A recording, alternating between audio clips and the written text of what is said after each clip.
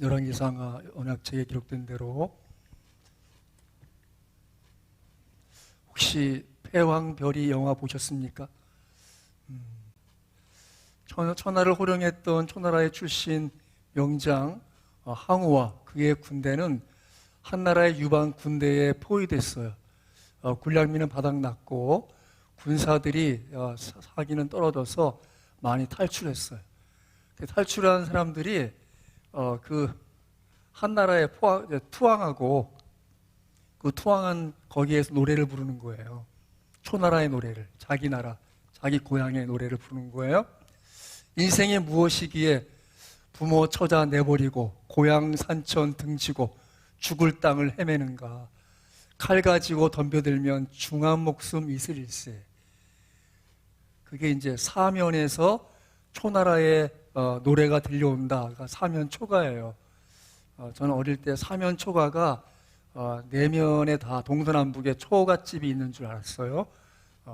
아무튼 그 초나라의 노래를 듣고 이제 마지막 항우가 그 자기 여인, 자기의 연인에게 이제 마지막 그 이별의 노래를 불러요. 그게 이제 패황별희예요. 희에게 불러주는 이별의 노래. 여기서 이제 사면초가란 말이 나온 것이죠. 사면초가란 말이 어디에 기록되어 있는지 혹시 아십니까? 이 중국의 유명한 역사가 있는데 사마천이 사기를 남겼어요. 이 사기가 눈에 보이기는 종이책으로 보이지만 사실 사기를 기록한 사마천 당시에는 종이가 없었기 때문에 그는 이 죽간 혹은 나무간, 그 이제 독간이라고 하는데 거기에 기록했어요. 약 130편 52만 자. 전설 속에 중국의 전 역사를 기록했어요. 그러니까 BC 95년까지 한 2000년 역사를 기록했다고 보여집니다. 이것이 이제 그 당시에 쓰였던 죽간이나 나무로 만든 것을 거기에 썼으니까 얼마나 대단했을까요? 또 이 사람에 관한 또 한 가지 이제 일이 있는데, 무제가 전쟁 중에 이제 자기 그 시동생, 뭐라죠? 부인의 동생? 뭐라고 그래요? 그 처남이 이제 군대를 이끌고 나가 싸우는데 그 중에 이제 5천 명의 군사를 맡은 장군이 막 전쟁을 열심히 했는데 이 처남은 나가서 이제 진 거야. 근데 이쪽 군대만 수만 명을 무찌르고 막 하다가 결국은 그 장수가 투항해요. 그러니까 이제 이 사마천이 그 장수를 두둔합니다. 오죽했으면 했겠습니까? 그래서 이제 왕은 자기 그 친족을 보호하기 위해서 그를 역적으로 몰고 그 가족을 다 이제 멸하라고 할 때 사마천이 이제 두둔을 하죠. 그러니까 이제 왕에게 항명한다고 벌을 내려요. 그게 이제 궁벌이라고 하는 것이 있는데, 정확히 말하면 생식기를 자르는 그 수치를 겪게 하죠. 그러니까 어떻게 하겠어요? 죽고 싶겠죠. 그런데 내가 살아야겠다. 이 수치를 겪어내고도 해야 될 일이 있다. 그게 이제 이 사기를 기록한 거예요. 사기를. 그래서 남았고, 이 사기의 내용 가운데 아까 얘기했던 이 사면초가가 거기 나와 있어요. 우리나라의 유명한 역사는 삼국유사와 또 삼국사기인데, 이스라엘의 유명한 역사책은 열왕기입니다. 열왕기는 나열된 왕들의 기록이라는 뜻이에요. 열왕기. 본래는 한 권이었습니다. 히브리 성경은 한 권인데 BC 한 220년경 70인역이라고 히브리어 성경을 헬라어로 번역할 때 그때 이제 상하권으로 나뉘었기 때문에 지금 두 권이 되어 있는 것이고, 오늘은 상하권 전체를 같이 보겠습니다. 저자는 미상입니다. 이 탈무드나 혹시 이스라엘의 어떤 구전 전승은 에레미야가 기록했을 것이라고 보지만, 에레미야는 나중에 이제 애굽으로 이제 끌려가서 애굽에서 마지막 생애를 마치기 때문에 이스라엘 사람들이 유다 사람들이 바벨론에 끌려간 포로 역사를 모르겠죠. 근데 이 포로 역사의 마지막에 기록되어 있기 때문에 그렇습니다. 그 내용들은 이제 남아있지 않지만 이 역사책들을 참고해서 기록했다라고 보이기 때문에 솔로몬의 행장도 있었고 이스라엘 왕의 역대 지략, 유대 왕의 역대 지략 이런 것이 있었어요. 뭐 예를 들면 같이 한번 볼까요? 열왕기상 11장 41절 보겠습니다. 열왕기상 11장 41절 열왕기상 11장 41절 같이 읽습니다. 시작. 솔로몬의 남은 사적과 그의 행한 모든 일과 그의 지혜는 솔로몬의 실록에 기록되지 아니하였느냐. 그렇게 솔로몬의 실록이 있었어요. 또 유다왕 역대 지략이라는 게 있어요. 자, 열왕기하 24장 5절. 오늘 본문 바로 그 다음 장이에요. 24장 5절입니다. 같이 읽습니다. 시작. 여호야김의 남은 사적과 모든 일은 유다왕 역대 지략에 기록되지 아니하였느냐. 그렇게 기록되어 있어요. 이 저작 시기는 BC 560에서 539년경이라고 봐요. 열왕기하 25장 27절을 보면 같이 볼까요? 열왕기하 25장 27절 같이 읽습니다. 시작. 유다의 왕 여호야긴이 사로잡힌 지 37년 곧 바벨론의 왕 에윌므로닥이 지휘한 원년 12월 달 27일에 유다의 왕 여호야긴을 옥에서 내놓아 그 머리를 들게 하고, 그래서 그를 풀어주고 왕의 그 모든 것을 자비를 받게 해주죠. 그게 느부갓네살 왕이 이제 그 다음 왕 에윌므로닥 왕이 이제 그런 자비를 베풀어서 하나님이 하실 일이 있음에 대한 것을 예고해 주죠. 아마 그 시기 이후이기 때문에 BC 560년에서 539년이라고 봅니다. 자, 열왕기의 기록 목적이 뭘까요? 이스라엘은 왜 분열되었는가를 보여주는 것이고, 또 북이스라엘은 왜 멸망하게 되었는가를 보여줍니다. 또 남유다는 왜 멸망하게 되었는가. 열왕기서를 읽으면서 계속 이 주제를 생각하셔야 합니다. 그런데 그 기준은 뭘까요? 기준은 오경에 나오는 언약과 율법이 얼마나 신실했는가가 기준이에요. 그러니까 신명기적 그 관점에서 그 하나님의 말씀, 주어진 언약에 충실했는가 안 했는가가 그들의 분열과 또 멸망, 또 그렇게 포로까지 되는 것을 보여준다고 이 열왕기서가 보여주고 있지요. 그 내용은 하나님 한 분이신데 그분께 충성했는가입니다. 또 이방신을 섬기지 않았는가. 여러분 성경책 제일 뒤를 보시면 십계명이 보통 있을 거예요. 같이 볼까요? 자, 성경책 제일 뒤에 십계명 제1계명 같이 읽습니다. 시작.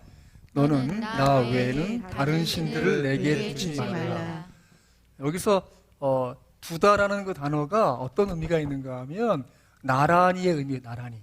무슨 말이냐 하면 하나님이 나 외에 다른 신을 내게 두지 말라는 의미는 하나님과 나란히 무언가 두지 말라는 의미예요. 이것은 이제 얼굴을 나란히 하다라는 의미가 있어요. 마치 이런 것이죠. 우리가 지금은 이제 왕을 섬기는 시대가 아니지만 왕과 나란히 설 수 있습니까? 절대 그럴 수 없죠. 항상 왕 앞에 왕과 낮은 자리에 있어야 되는 것이 백성들의 태도이죠. 또 누군가를 존경하고 존중한다고 할 때 그 사람과 나란히 섭니까? 그렇지 않죠. 어느 시인이 글을 썼더라고요. 그 어머니의 그림자조차 밟기가 어렵다고. 존중하고 대우하면 같이 할 수 없는 거죠. 그런 면에서 지금 하나님은 이방신을 내게 두지 말라고 말씀하시는 의미는 하나님과 무언가 나란히 두는 것이 죄예요. 하나님을 섬기면 분명히 섬기는 태도를 취해야지 하나님처럼 무언가 위한다면 그것이 죄인 거죠. 그렇게 이방신을 섬기던 것들을 사실은 열왕기에서 볼 수 있지요. 또 율법의 말씀을 잘 지켰는가, 또 하나님이 정해주신 곳에서만 예배를 드렸는가, 또 산당을 폐지했는가, 선지자의 말을 청종했는가? 바로 이 열왕기에서 여러 왕들을 평가하는 중요한 기준이에요. 바로 언약과 율법에 얼마나 신실하고 있는가가 그들의 평가 기준이죠. 정리하면 딱 이것입니다. 언약의 조건은 무엇입니까? 순종하는 것입니다. 하나님의 언약에 충실하고자 하는 그 마음의 태도가 있으십니까? 여러분의 태도를 분명히 순종의 방향으로 결정하시고 결심하시기 바랍니다. 자, 열왕기서에서는 신명기 법의 기준을 평가하고 있습니다. 그래서 북이스라엘과 남유다가 멸망하게 된 이유를 밝히면서 역사에서 교훈을 얻게 하기 위해서 열왕기서가 기록되었습니다. 수백 년간 쌓여있는 죄를 지적하고 있고요. 그들의 멸망은 결국 그 죄의 결과이고 하나님의 공의로운 심판임을 보여주고 있습니다. 포로 생활 중에 있는 이스라엘 백성들에게 회개를 촉구하고 하나님과의 관계를 회복시킬 목적으로 기록된 것입니다. 왕들에 대해서는 부정적인 면을 부각시켜서 현실을 자각시키고 있습니다.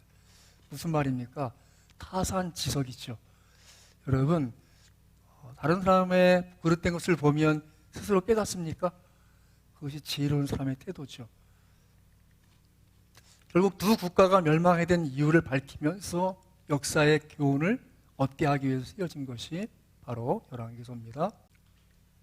이 내용을 좀 구분해 본다면 열왕기상 1장에서 11장까지는 솔로몬의 등장과 통치, 이제 열왕기상 1장에서 다윗은 그 후계를 자신의 삶을 마감하면서 드디어 솔로몬에게 그 왕위를 양도합니다.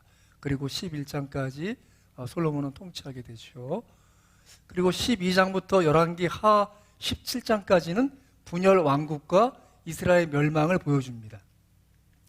그리고 열왕기 하 18장부터 25장까지는 남유다의 멸망을 보여줍니다. 솔로몬의 통치에 대해서는 그 업적은 성전을 건축한 것이죠. 드디어 이제 장막에서 이제 성전으로 돌로 하나님 앞에 성전을 건축해서 봉헌하게 되죠.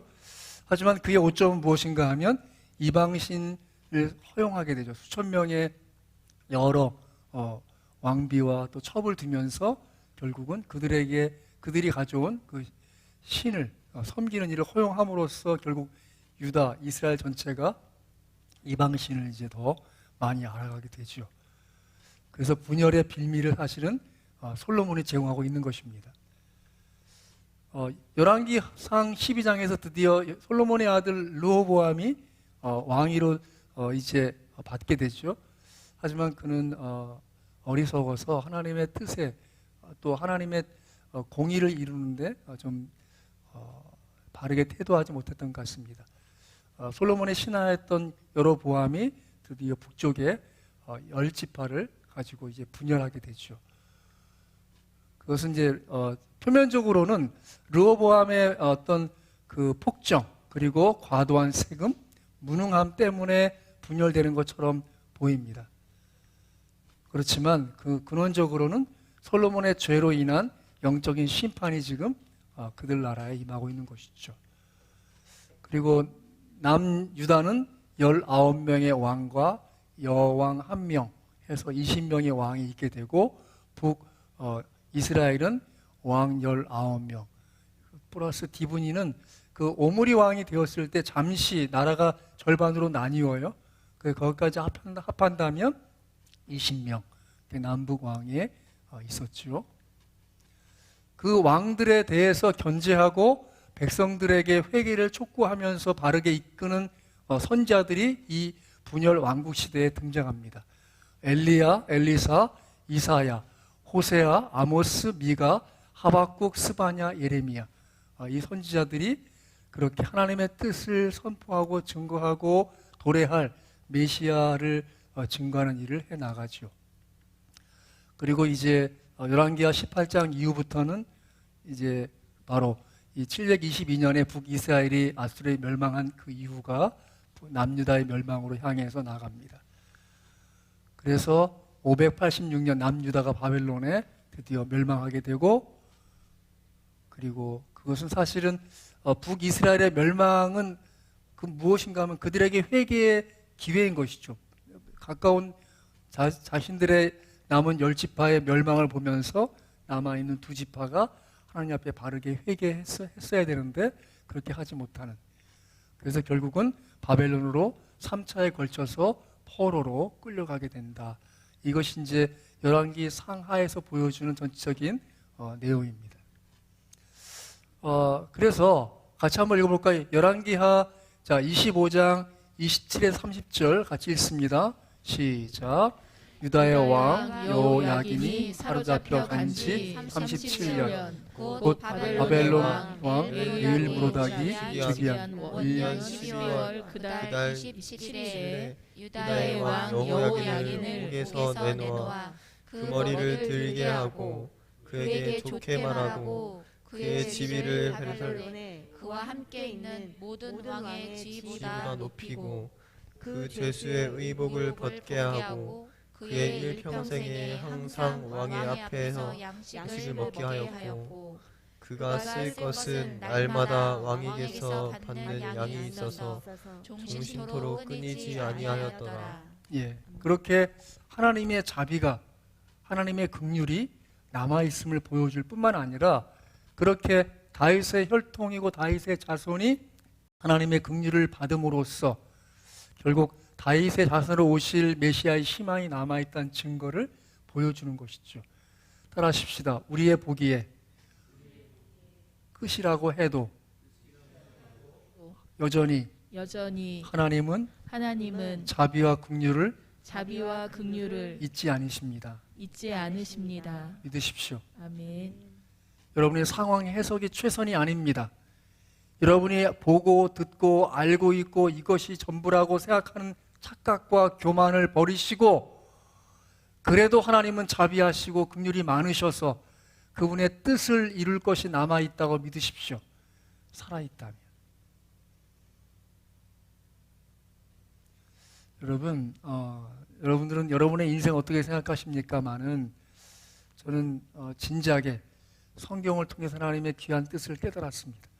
그것은 무엇인가 하면 우리 인생은 다윗이 사울 왕에게 쫓겨다닐 때 그 친구 요나단에게 고백했던 것처럼 나와 사망의 사이는 한 걸음 뿐입니다 했던 다윗의 고백이 우리 인생을 향한 모든 인생의 고백이 아닌가 싶습니다. 우리가 이렇게 왜 여유롭고 이렇게 좀 태만하고 게을러질까요? 왜냐하면 그런 긴박함을 놓치기 때문이에요. 물론 늘 그런 긴박함으로 살 수는 없겠지만 그래도 이 인생의 큰 인류를 향한 큰 칼날이 돌고 있다, 이렇게 표현한 분이 있더라고요. 무슨 말이에요? 끊임없이 누군가는 지금 죽음의 칼날을 맞고 있어요. 끊임없이. 여전히 우리 인생은 어쩌면 위태로워요. 하지만 하나님 앞에 기회가 있습니다. 믿습니까? 하나님 앞에 그분이 예비하신 은혜가 있다고 믿으십시오. 주 예수 십자가는 죽음이 끝이 아닌 걸 보여줍니다. 주 예수 십자가는 그 죽음을 넘어 부활이 우리에게 있음을 알려주는 귀한 생명의 사인이에요. 그 사인을 받아들이세요. 내가 지금 죽을 상황이라고 해석하는 것 자체가 큰 착각이요 교만입니다. 그래도 하나님은 하실 일이 있다고 믿으십시오. 그분께 엎드리십시오. 그분께 구하십시오. 그분을 찾으십시오. 그것이 열왕기서에서 보여주는 중요한 교훈입니다. 남유다 왕조의 선한 왕들이 있었습니다. 아사, 여호사밧, 요아스, 아마샤, 그리고 우시야, 히스기야, 요시야. 그런데 대부분 처음엔 참 하나님 앞에 충성하지만 끝까지 신실하지 못해요. 이 사람들도. 그런데 끝까지 신실한 두 사람이 있어요. 히스기야와 요시야. 히스기야는 어쨌든 그 상황이 언제예요? 지금 가만히 그 연대를 보세요. BC 725년부터 697년.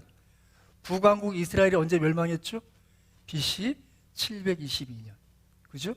왕위에 등극하고 3년 후에 이웃 나라가 멸망했어요. 큰 대제국 아수르에 의해서. 그래서 그 아수르에 의해서 예루살렘이 포위당해요. 근데 거기에서 굴복하지 않아요. 왜죠? 하나님 앞에 엎드려 기도합니다. 그들이 보내온 최후 통첩 서신을 하나님 앞에 펼쳐놓고 하나님 앞에 엎드립니다. 하나님의 뜻을 구하고 하나님의 도우심을 바란 그 히스기야는 그렇게 엎드려 기도만 한 사람은 아니었어요. 지금도 성기순례 가면 꼭 가봐야 될 한 코스 가운데 하나가 뭐냐 하면 히스기야의 우물이라고 하는 곳을 가봐요. 이 성이 갇혀 있을 때 그 모든 수로를 다 차단하지 않겠어요? 그런데 그것을 미리 예상한 히스기야가 지하 수로를 만들어 지하 깊이 들어가서 그 땅굴을 파서 지금도 사람이 혼자 줄을 서 지나갈 수 있어요. 이 밑에 물이 흘러요. 예? 그 땅굴을 언제 판 거라고요? BC 700년에 판 거예요. 예? 그게 가능하겠어요? 무슨 말인가 하면 여러분, 우리가 믿음을 갖고 있다고 무작정 기도만 하는 것이 아니라 내가 해야 할 몫은 하면서 기도하셔야 됩니다. 믿습니까? 히스기야는 성전을 복구하고 유월절을 준수하고 우상을 제거했어요. 그래서 이사야서 1장을 보면 이사야가 4명의 왕 시대에 이제 예언을 하는데 그 마지막 왕이 히스기야 왕 때였어요. 그가 하나님의 뜻을 받들어서 그렇게 아수르의 침략으로 위태한 지경에 있던 그 순간에 하나님 앞에 엎드려 기도하던 히스기야에게 이사야가 가서 전하죠. 내가 내 눈물을 보았노라. 그리고 하나님의 응답으로 결국은 그 성이 구원을 받게 돼요. 자, 요시야는 오늘 본문에 나와 있는 요시야인데요. 율법을 발견하고 유월절 제사를 회복하고 신앙의 대개혁을 일으켜요. 그러니까 열왕기 시대의 종교 개혁자 하면 요시야예요. 요시야가 정말 훌륭한 왕이고 다만 안타깝게도 좀 과용한 것 같아요. 용기가 좀 과했어. 전쟁터 나가서 죽고 말아요. 좀 아쉬워요, 그것은. 자, 오늘 말씀을 같이 좀 보겠습니다. 열왕기 상하 언약책에 기록된 대로 이 중요한 것은 이 요시야가 하나님 말씀을 대하는 태도예요. 같이 볼까요? 열왕기하 22장 11, 19절 11절 먼저 보겠습니다. 열왕기하 22장 11절입니다. 같이 읽습니다. 시작.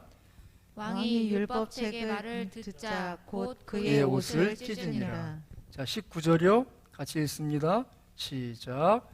내가 이곳과 그 주민에게 대하여 빈터가 되고 저주가 되리라 한 말을 내가 듣고 마음이 부드러워져서 여호와 앞 곧 내 앞에서 겸비하여 옷을 찢고 통곡하였으므로 나도 내 말을 들었노라.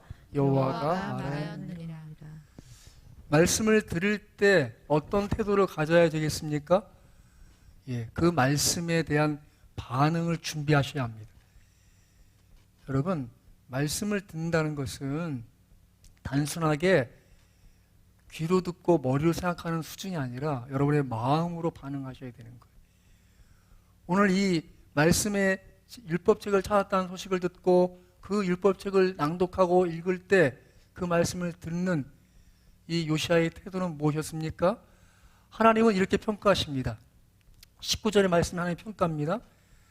한 말을 내가 듣고 마음이 부드러워져서 하나님 앞 곧 내 앞에서 겸비하여.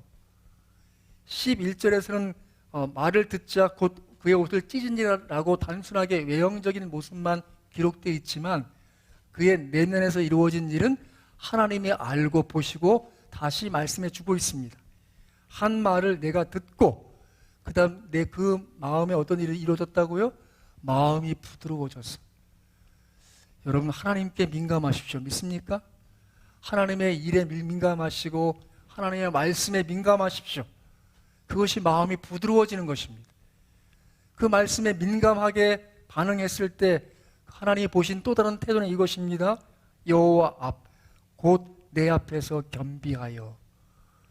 그가 자신의 마음을 낮추고 하나님께 어떻게 처신해야 되겠는가를 결정한 것이죠. 여러분, 우리의 삶의 중요한 것은 무엇인가 하면 이미 기록된 말씀이 우리 안에 주어져 있어요. 언약책에 기록된 대로. 이 말씀이 우리 앞에 주어질 때 여러분 어떻게 반응하십니까? 그 말씀에 대해서 여러분의 내면에서 어떤 일이 일어나고 있습니까? 여러분 마음으로 그것을 무언가 느끼고자 하십니까? 거기서 무언가 반응하고 싶어 하십니까? 그래서 하나님께 어떻게 보일까 고민하십니까? 그것을 결정하세요. 가장 중요한 거예요. 말씀을 들을 때, 말씀을 대하고 읽을 때, 그 말씀이 귀에 들려올 때 내 내면에서 어떤 일이 있어야겠는가 하면 내 마음에 어떤 느낌들을 끄집어내서 그분께 어떤 태도를 취할 것인가를 결정하셔야 합니다. 그것이 언약책에 기록된 대로 반응하여 하나님의 뜻을 이루는 사람의 특징입니다. 두 번째, 말씀을 이루려고 했습니다. 열왕기하 23장 24, 5절 같이 한번 읽습니다. 시작. 요시야가 또 유다 땅과 예루살렘에 보이는 신접한 자와 점쟁이와 드라빔과 우상과 모든 가증한 것을 다 제거하였으니 이는 대제사장 힐기야가 여호와의 성전에서 발견한 책에 기록된 율법의 말씀을 이루려 함이라. 요시야와 같이 마음을 다하며 뜻을 다하며 힘을 다하여 모세의 모든 율법을 따라 여호와께로 돌이킨 왕은 요시야 전에도 없었고 후에도 그와 같은 자가 없었더라. 여러분, 이 열왕기 하를 마친 시점에서 유다 왕의 20명, 북이스라엘의 20명 왕을 평가했을 때 전무후무한 왕 누구죠? 요시야라는 거예요. 그 요시야가 왜요? 그 말씀을 이루려고 반응했다는 거예요. 내가 듣고 느끼고 무언가 태도를 결정한 수준에 그친 것이 아니라 그 말씀을 어찌하면 이룰까? 마음을 다하고 뜻을 다하고 힘을 다하여서 하나님께로 돌이켜서 무언가 시도하고 시작했다는 것입니다. 믿습니까? 여러분, 여러분의 삶에, 여러분의 인생에, 여러분의 마음 앞에 하나님의 말씀이 주어져 있으면 그 말씀을 이루려고 시도하십시오. 시작하십시오. 그것이 전무후무한 인생이 되는 귀한 길인 줄 믿습니다. 여러분의 생애를 그 누구도 살아주지 않아요. 여러분만의 인생이 있어요. 여러분이 걸어온 그 생애만큼의 여러분의 인생이지만 더불어서 그 말씀 앞에 어떻게 반응하고자 하는 것은 또 다른 생애가 펼쳐질 중요한 기회가 여러분 생애 앞에 주어져 있다고 믿으시기 바랍니다. 제가 이번 주에 올린 단톡에 올린 일산의 행신교회 김관성 목사님 간증을 듣고 다시 한번 깨달았어요. 다른 것보다 여러분의 인생을 사십시오. 하나님은 여러분의 인생만으로도 충분히 그분의 영광을 취하실 만한 은혜에 주시고 영광의 주님이십니다. 믿으십니까? 그건 누가 아니라 나로서의 인생에 하나님이 받으실 영광이 있다고 믿고 버티고 견디고 이겨 그분의 믿음, 주신 바 믿음을 지켜 행하는 것, 그것이 정말 중요하구나 다시 한번 깨달았습니다. 사실 요시야의 생애를 보면 참 불쌍한 인생이에요. 8살의 왕이 돼요. 왜 그랬을까요? 그 앞에 죽임이 있었고 여러 가지 어려움이 있어서 그래요. 그러면 자기 백그라운드 생각해 보면 사람들 눈치 보고 적당히 기주고 살아야겠지만 그는 하나님께로 향해서는 열렬한 영이가 있던 사람이 분명합니다. 그랬기 때문에 그 말씀이 들려질 때 그는 가만히 있을 수 없어서 마음이 부드러워지고 하나님의 겸비한 마음을 가지고 옷을 찢고 무언가 시도하고 시작한 인생이 될 수 있었어요. 여러분의 과거는 중요한 것이 아니에요. 말씀 앞에 어떻게 반응하겠느냐를 결정하십시오. 그것이 우리에게 새로운 생애가 되게 할 줄 믿습니다. 그것을 분명히 믿고 그것을 고백하시고 그것을 선언하시고 실행해 나가십시오. 그렇게 율법의 말씀을 들었을 때 그 말씀을 이루려고 시도했습니다. 마음과 뜻과 힘을 다해서 하나님께로 돌이켰어요. 그가 그 인생을 통해서 자기 인생뿐 아니라 자기 가문뿐 아니라 결국은 그 유다 나라를 새롭게 하는 일에 귀하게 쓰임받은 것이죠. 세 번째, 하나님은 듣는 자를 들으시는 하나님이십니다. 오늘 말씀에 열왕기하 23장 25절, 열왕기하 22장 19절 같이 한번 천천히 읽을까요? 열왕기하 22장 19절입니다. 같이 읽습니다. 시작. 내가 이곳과 그 주민에게 대하여 빈터가 되고 저주가 되리라 한 말을 내가 듣고 마음이 부드러워져서 여호와 앞 곧 내 앞에서 겸비하여 옷을 찢고 통곡하였으므로 나도 내 말을 들었노라. 여호와가 말하였느니라. 한 군데 더 보겠습니다. 역대하 34장 27절입니다. 자, 열왕기 상하 다음 역대 상하 역대하 34장 27절 같이 읽습니다. 시작. 내가 이곳과 그 주민을 가리켜 말한 것을 내가 듣고 마음이 연약하여 하나님 앞 곧 내 앞에서 겸손하여 옷을 찢고 통곡하였으므로 나도 내 말을 들었노라. 여호와가 말하였느니라. 나도 내 말을 들었노라. 하나님의 말씀을 듣고 반응할 때 하나님이 우리 말을 들어주십니다. 믿습니까? 이게 성경의 정말 중요한 교훈이에요. 다시 한번요. 하나님의 말씀을 듣고 하나님 앞에 우리 말을 들려드릴 때 그분이 우리 말을 들으시는 거예요. 여러분과 제가 하나님의 말씀을 듣고 났을 때 그 말씀에 대한 반응으로 하나님 앞에 고백하시고 그분께 구하시고 그분께 두드리시고 그분께 찾으시기 바랍니다. 그것이 하나님의 뜻이에요. 여러분 하나님 말씀을 들으면서 그런 마음에 소원이 생기셨어요? 그럼 이 자리에 떠나기 전에 이후에 예배 끝나고 기도하십시오. 하나님, 제가 하나님 말씀을 들었습니다. 제 말을 하나님 앞에 들려드립니다. 주님께서 역사해 주옵소서. 기도하시기 바랍니다. 그렇게 하나님은 그 말을, 하나님의 말씀을 듣는 자, 들을 줄 아는 자에게 다시 그 사람의 하는 말을 들으신 하나님이시라고 말씀하고 있는 것이죠. 그 한 말을 듣고 마음이 부드러워져 내가 듣고 마음이 연약하여 하나님 앞 곧 내 앞에서 겸손하여 라고 하나님 보시는 그 태도를 다시 한번 말씀하고 있지요. 여러분들이 끊임없이 하나님 말씀을 들을 줄 아는 삶의 태도를 갖길 바랄 뿐만 아니라 들었으면 하나님 앞에 말씀드리십시오. 하나님 앞에 간구하십시오. 기도하십시오. 표현하십시오.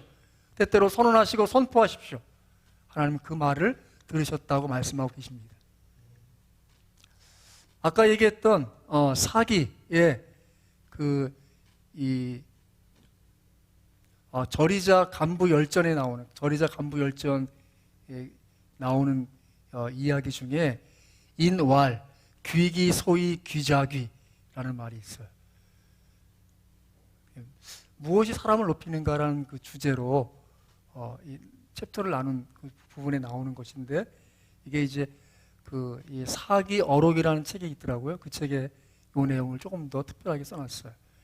사람들이 말하기를 존귀하게 되는 까닭을 소중하게 여기는 자는 존귀하게 된다. 여러분이 무엇을 존귀하게 여기는가에 따라서 여러분의 삶이 흔들리지 않는 중심을 가지기 때문에 존귀 여김 받게 되는 거예요. 이해하셨어요? 다시 한번요. 여러분의 중심이 무엇을 소중히 생각하시고 그것 때문에 흔들리지 않습니까? 그렇다면 그것에 의해서 누군가에게 존귀받는 거예요. 우리 가운데 누가 존귀한 자입니까? 제가 볼 때는 그 믿음이 분명하고 신앙의 고백의 태도가 분명한 그 사람이 존귀 여김받죠. 무슨 말입니까? 예수님을 뜨겁게 사랑하고 삶의 중심을 가진 그대로 삶을 살아나가는 그 사람이 우리 믿는 사람들 가운데 가장 존귀한 사람 아니겠습니까? 누굴까요? 우리 가운데 다 알죠. 사람들이 말하기를 존귀하게 되는 까닭을 소중하게 여기는 자는 존귀하게 된다. 또 하나 오제본기에 있는 말인데 오제본기 서두에 나오는 말이에요. 비호학심사, 심지기의, 고난위치원 견과, 문도야. 깊이 생각할 줄 모르는 사람이라면 그 뜻을 납득하게 만들기가 어렵다. 깊이 생각하기 싫어하는 사람에게 좋은 얘기를 해봐야 이해를 못한다는 뜻이에요. 무슨 말이죠? 아는 만큼 들리고 아는 만큼 보이는 거예요. 왜 요시야는 하나님 말씀을 들을 때 그렇게 마음이 부드러워졌고 겸비하고 마음과 뜻과 힘을 다해서 여호와께로 돌이켰습니까? 그는 이미 그 율법책이 발견되기 이전부터 하나님께 대한 열망이 있던 사람이에요. 주 예수의 그 은혜가 우리에게 무엇입니까? 예수님은 하나님께 대해 열망 없던 우리를 하나님께 대하여 열망 있는 존재로 돌이켜 주신 분이십니다. 믿으십니까? 저는 최소한 그래요. 여러분과 제가 우리의 삶에서 중요한 것 중에 하나 무엇인가 하면 내 심령이 여전히 굳어져 있고 내 생각이 그렇게 무뎌져 있다 하더라도 예수님의 십자가 앞에 나아가면 우리의 심령은 부드러워지고 우리의 생각은 정말 그분의 뜻으로 넓혀집니다. 믿습니까? 그때마다 깨닫죠. 내 자만을 벗고 내가 하나님 앞에 얼마나 어리석고 부족하고 약한 자인지를 깨닫습니다. 그분의 은혜가 없으면 그분의 일을 감당할 수 없는 저 자신을 자주 봅니다. 어쩔 수 없이 정말 하나님의 일을 하려다 보니까 어쩔 수 없이 엎드리죠. 왜죠? 사람의 생각으로 되지 않기 때문에. 사람이 쉽게 변합니까? 예수님의 은혜면 변합니다. 그분의 말씀의 능력이면 변합니다. 그걸 어떻게 경험합니까? 하나님 앞에 나아가 엎드려 보면 압니다. 전 여러분들이 하나님 말씀에 대하여 아는 만큼 들리고 아는 만큼 보이는 그 믿음의 태도로 반응할 수 있게 되길 바라요. 그러면 일단 깊이 생각하시는 삶의 태도를 가지셔야죠. 주 예수를 깊이 묵상하십시오. 열왕기상하 언약책에 기록된 대로 말씀을 들은 후 사람이 바뀝니다. 여러분의 삶의 태도가 말씀을 들을 때 늘 새롭게 되길 바라요. 성경을 펼쳐놓을 때 새로운 태도를 결심하고 반응하기를 준비하시기 바랍니다. 또 뿐만 아니라 말씀을 깨닫고 알았다면 그 말씀을 이루려고 애쓰십시오. 하나님께 구하십시오. 하나님께 그분의 능력을 구하시고 지혜를 구하셔서 그 말씀을 내 삶에 내 인생에 이루어 그분의 뜻과 영광을 드러내고자 시도하시고 시작하십시오. 뿐만 아니라 듣는 자를 들으신 하나님이심을 잊지 마십시오. 말씀을 들었으면 여러분의 말을 하나님께 들려드리십시오. 하나님이 그 말씀을 듣게 해주셨을 때는 우리의 말을 듣고자 하심입니다. 있습니까? 여러분이 언제나 하나님 앞에 그렇게 말씀을 듣고 말씀을 이루려고 그리고 듣는 자를 들으신 하나님이심을 믿고 고백하는 여러분과 제가 되기를 주의 이름으로 축원합니다. 아멘.